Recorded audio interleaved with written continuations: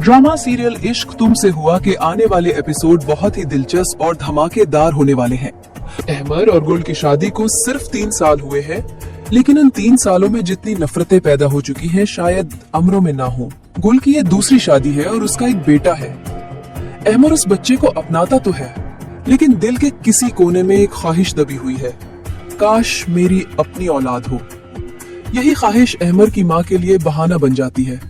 वो नोशी को, जो कि यतीम है और कई सालों से उन्हीं के घर में पल रही है, इस्तेमाल करती है। नोशी, अब तुम ही हो जो मेरे बेटे को अपना बना सकती हो।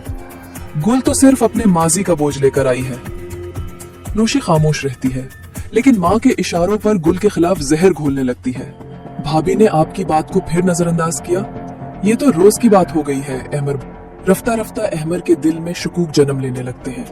गुल कुछ भी करे, अहमर को शक ही लगता है। कभी कहता है मेरे बेटे पर हुक्म ना चलाओ, तुम्हारा ही तो है। तभी कहता है तुम्हारी माजी की तलखियां मेरे हाल को खराब कर रही हैं। उधर गुल जो दिन रात सबके लिए करती है, अंदर ही अंदर टूट रही है। क्या मैं सिर्फ एक माँ हूँ? क्या एक बीवी होने का हक खत्म हो गया है? दूसरी तरफ पिंकी और फातिमा की साजिशें उरूज पर है। फातिमा कहती है अब अम्मा का वक्त पूरा हो चुका है, अगर आज नहीं तो कभी नहीं। पिंकी हंसती है, क्या करें, नींद की दवाई या कुछ और? फातिमा कहती है बस ऐसा कर कि कल रात जब अम्मा अपने कमरे में जाए, उसके दूध में दुरुस्त मिकदार में वो दवा डाल देना। पिंकी को कुछ शक होता है, लेकिन वो जायदाद की लालच में फातिमा का साथ देती है। घर की बुरी माँ जो किसी कोने में बैठी सिर्फ अपने बच्चों के अच्छे दिन मांगती है, जानते भी नहीं कि उसके लिए कौन सा आखिरी लम्हा तैयार हो रहा है। इधर सूर्या बार बार पिंकी और फातिमा को रोकती है, ये घर सिर्फ ईंटों से नहीं बना, माँ के आंसुओं से बना है। बेच दोगी तो बद्दुआ भी साथ आएगी। फातिमा हंसती है, सूर्या अब ये पुरानी बातें छोड़ो, जिंदगी आगे बढ़ने का नाम है। इधर गुल के लिए हालात दिन बदन तंग होते जा रहे हैं। अहमर की माँ नोशी को कहती है कपड़े संभालो, कल से तुम मेरे बेटे के कमरे में जाओगी। नोशी का दिल तेजी से धड़कता है, पर वो इनकार नहीं करती।